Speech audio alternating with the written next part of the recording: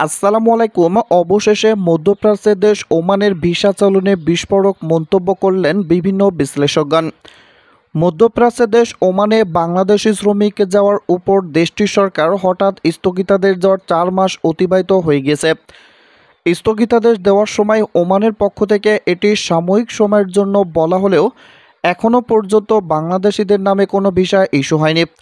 তবে জনশক্তি কর্মসংস্থান ও প্রশিক্ষণ ব্যুরোর পরিসংখ্যান বলছে, চলতি বছরের জানুয়ারি মাসে অর্ধশতাধিক নারী ব্যুরো থেকে স্মার্ট কার্ড নিয়ে ওমানে কর্মসংস্থানের উদ্দেশ্যে পাড়ি জমিয়েছেন।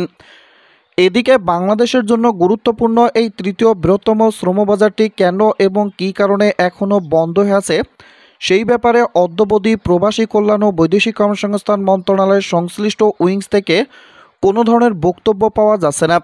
জনশক্তি প্রেরণের সাথে সম্পৃক্তরা বলছেন, ওমানের শ্রমবাজারটি গুরুত্বপূর্ণ হলেও এই মার্কেটটি খোলার ব্যাপারে প্রবাসী কল্যাণ মন্ত্রণালয়ের তরফ থেকে এখন পর্যন্ত কোনো ধরনের তৎপরতা তারা দেখছেন না।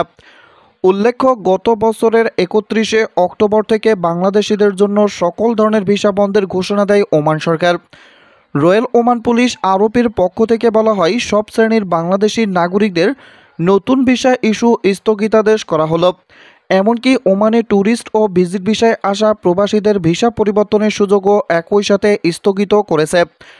রয়্যাল ওমান পুলিশের এক বিবৃতিতে এই প্রসঙ্গে বলা হয়েছিল, নীতি পর্যালোচনার আওতায় ওমানে আসা সব দেশের নাগরিকদের জন্য সব ধরনের ট্যুরিস্ট ও ভিজিট ভিসার পরিবর্তন স্থগিতাদেশ থাকবে।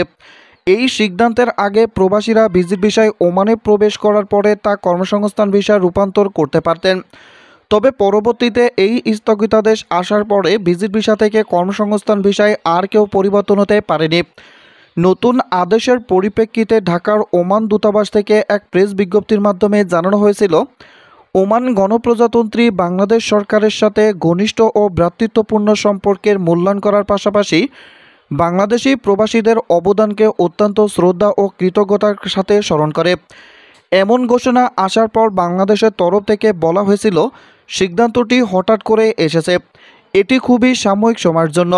আমরা আমাদের রাষ্ট্রদূতের সঙ্গে কথা বলছি, আশা করছি আলোচনার মাধ্যমে খুব শীঘ্রই এর সমাধান হবে। এমন ঘোষণা আসার পর বাংলাদেশের তরফ থেকে বলা হয়েছিল, সিদ্ধান্তটি হঠাৎ করে এসেছে, এটি খুবই সাময়িক সময়ের জন্য। আমরা আমাদের রাষ্ট্রদূতের সঙ্গে কথা বলেছি, আশা করছি আলোচনার মাধ্যমে খুব শীঘ্রই এর সমাধান হবে। তবে এই ঘোষণার পর 4 মাস অতিবাহিত হয়ে গেছে। একইভাবে ওমানে নিযুক্ত বাংলাদেশের দূতাবাসও এই সিদ্ধান্তকে ওই সময় অস্থায়ী বলে অবহিত করেছিলেন। বৃহস্পতিবার রাত 7:15টার দিকে বাংলাদেশ সময় ওমানে নিযুক্ত বাংলাদেশের দূতাবাসের শ্রম কল্যাণ উইংসের কাউন্সিলর মোহাম্মদ রফিউল ইসলামের সাথে যোগাযোগ করে এই প্রসঙ্গে বক্তব্য দেন। জানতে চাইলে তিনি রাষ্ট্রদূতের অনুমতি ছাড়া কোনো তথ্য দিতে অপারগতা প্রকাশ করেন। বৃহস্পতিবার সন্ধ্যার আগে প্রবাসী কল্যাণ ও বৈদেশিক কর্মসংস্থান মন্ত্রণালয়ের যুগ্ম সচিব মোহাম্মদ সাজ্জাদ হোসেন ভূঁইয়ার সাথে যোগাযোগ করা হলে তিনি গণমাধ্যমকে বলেন, আসলে এই বিষয়টি আমার দপ্তর থেকে নয়, কর্মসংস্থান শাখা থেকে দেখেন। শ্রমবাজার বন্ধের বিষয়ে ওমানে বাংলাদেশের দূতাবাসের সংশ্লিষ্ট কর্মকর্তারা গণমাধ্যমকে শুধু বলছেন, আসলে বাংলাদেশ থেকে শ্রমিক না আসা বিষয়টি ওমান সরকারের নিজস্ব পলিসি, এখনও আমাদের কিছু করার নাই। তারপরও সর্বোচ্চ চেষ্টা চলছে শ্রমবাজারটি খোলার জন্য। শ্রমবাজার বন্ধ থাকার মধ্যেও 2024 সালের জানুয়ারি মাসে বাংলাদেশ থেকে 56 জন নারী শ্রমিক ওমানে এসেছেন। এমন প্রশ্নের উত্তরে ওই কর্মকর্তা বলেন, মূলত 2023 সালের 31শে অক্টোবর পর্যন্ত সব ধরনের ভিসা ইস্যু হয়েছে।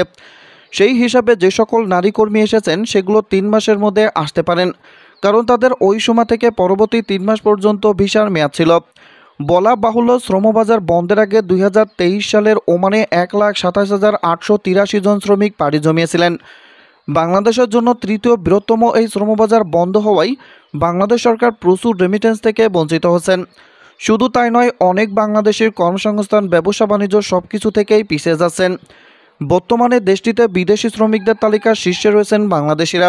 এজন্য ওমানের শ্রমবাজার কবে নাগাদ চালু হতে পারে এই বিষয় সম্পর্কে বাংলাদেশের প্রবাসী কল্যাণ ও বৈদেশিক কর্মসংস্থান মন্ত্রণালয় এবং ওমানের মাস্কাটে অবস্থিত বাংলাদেশ দূতাবাস থেকে এখন নতুন করে কোনো তথ্যই তারা দিতে রাজি হচ্ছে না।